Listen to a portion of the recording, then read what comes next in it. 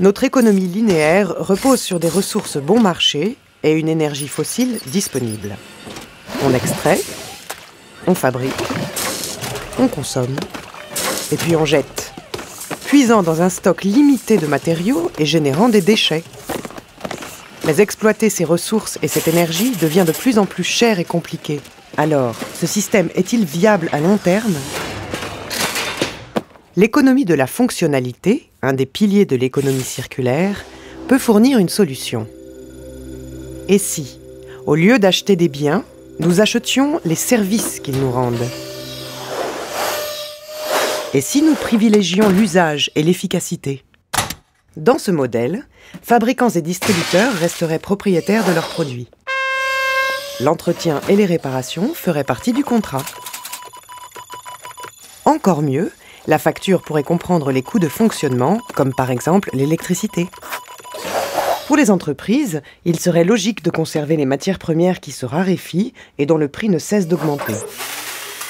Dès lors, le concept même d'obsolescence programmée n'a plus lieu d'être. Ainsi, les biens durables deviendraient accessibles à un prix raisonnable puisqu'on ne les achèterait plus. C'est déjà le cas pour les téléphones portables et les voitures.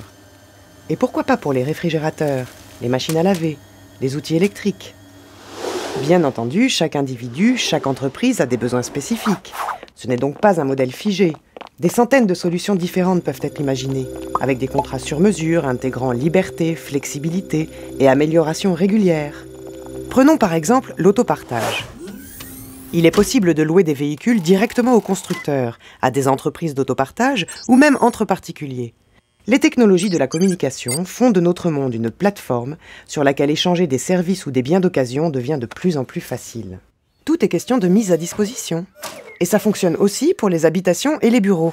Ne serait-il pas plus avantageux pour les fournisseurs et les usagers d'établir un contrat pour un nombre donné de photocopies ou de cycles d'une machine à laver haut de gamme ? Un meilleur service à un meilleur prix. Les entreprises y gagnent aussi. L'extraction et la transformation des matières premières peut représenter jusqu'à 75% de l'énergie utilisée pour la fabrication d'un produit. Le reconditionnement, pratiqué à grande échelle, réduirait considérablement nos besoins énergétiques. Cela aiderait à passer aux énergies renouvelables. Ce système pérenne éradiquerait la notion de déchets et maintiendrait dans le circuit les matériaux précieux grâce à la réparation et à la remise à neuf. Et tout cela en créant des emplois.